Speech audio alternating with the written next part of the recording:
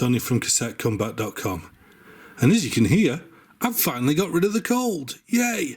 So, let's get on to today's video. And this video is about a cassette that not many of us in the EU will have seen at all, because it wasn't sold here. In fact, I'd never heard of these cassettes until about a year ago. But finally, I managed to get my hands on one thanks to a friend. You know who you are, Tony? Yeah, another Tony. And here it is. It's the Loran High Bias 90. Performance tested for home, car and portables. If we look at the back, Loran High Bias, I don't know if it's Loran or Loran, not sure, has been exclaimed by experts as the first cassette to deliver superior recording capability in a virtually indestructible shell. Undistorted recordings from any musical source, including compact discs, are captured with exceptional brightness and crystal clarity.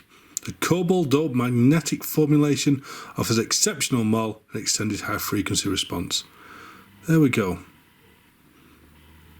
So, it reads really well. So what's special about this tape? Well, let's open it up. I've only got one of these. I wanted to keep this one sealed, but it's too interesting not to have a play with. Now, the first thing that we can look at is, what a pretty shell. It's a very dark, opaque blue, but with stickers on it. Now, first thing is, what are these little screws here? Well, if we look at the top, we can see that the actual brake tabs for when you break them off to keep a recording in these, you can actually, well, I should have got a screwdriver before and I thought you could do it by your hand, but apparently, apparently you can just twist these and they'll stay as unwritten. So bear with me, I've got to get a screwdriver because we've got to test this. 1 second. I got one. Right, so if we twist this horizontally, hang on, let's have a look. Twist it, you can see that the right protect tab comes up so it can fit inside there and not be recorded, and then when you want to put it back, you just twist it back again. Now, although that's a really good design, there is actually a reason why they did this. It's, you see, you know what we're saying on here, that it's a virtually indestructible shell? It's because this is made out of Lexan. And as such, if they moulded the tabs here, because the shell's so stiff and tough, you wouldn't have been able to actually snap it out. So they had to design it this way, so that, you know, if you wanted to right protect it, you just twist it all the way out, and there we go. It's actually more elegant than the TDK MAR solution. So let's just twist it back because I'm going to record on this. So the problem is, why didn't more cassettes do this? Well, Loran itself actually held the copyright or the patents for this mechanism, and they were very protective of it. So they didn't actually release it to anyone else, which was a shame because this is a very sturdy cassette. I mean, look at the size of that pad. Now, the tape inside it isn't made by Loran, who knows. It's AGFA, and this is a Type 2. So let me just wind this on a bit. That's nice and smooth, I like that. So let's have a look. Dark. It's not a chrome. It smells like a ferrocobalt. In fact, it actually says it on the back, doesn't it? It says it's exceptional rare cobalt doped magnetic. So it's an AGFA ferrocobalt Type 2. I don't really know any of them. When I think of AGFA Type 2s, I normally think of pure chrome, but it's a very nice looking cassette.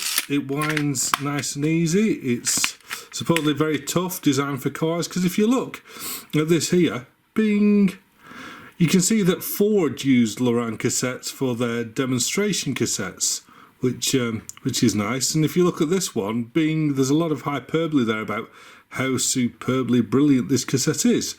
So a lot of hype. It's all about the shell. I've read that supposedly, you know, because of the way that Lexar is made, the tolerances and the azimuth stability of this isn't as good as, say, a good regular shell, but we'll find out. Let's bang this into the Dragon and let's have a listen to it and see if it's any good.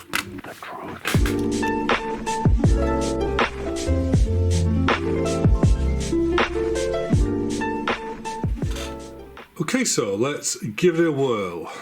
Now I've already biased it up, but it's always nice to show in these situations the leveling and the bias, how stable it is. So okay, so if we look there, nice and steady level. Let's change over to the bias, let the azimuth lock in.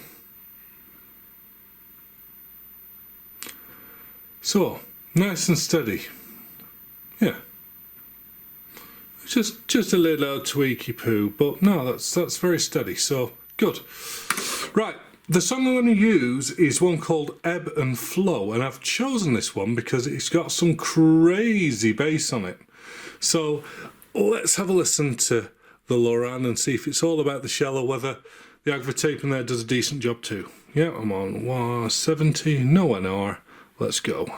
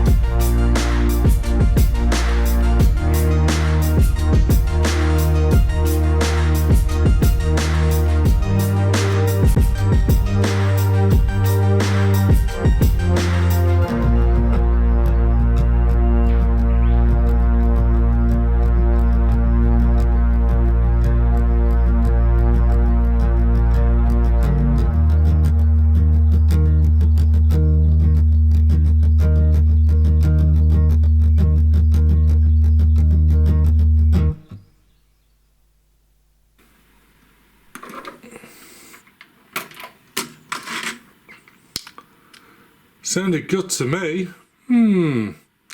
Shame they're so damn expensive and rare, really.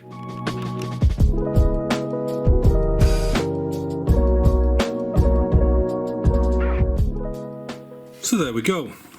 I've got a cassette here that sounds great with its agva Type 2, looks great, is virtually indestructible. Yeah. If these had been available in the UK back in the day, I would have bought some of these because they look cool, they sound good, yeah, and the fact that the tough is great. In fact, I was just looking behind the little silver stickers it gives you, and there's more stuff on it about it here, look.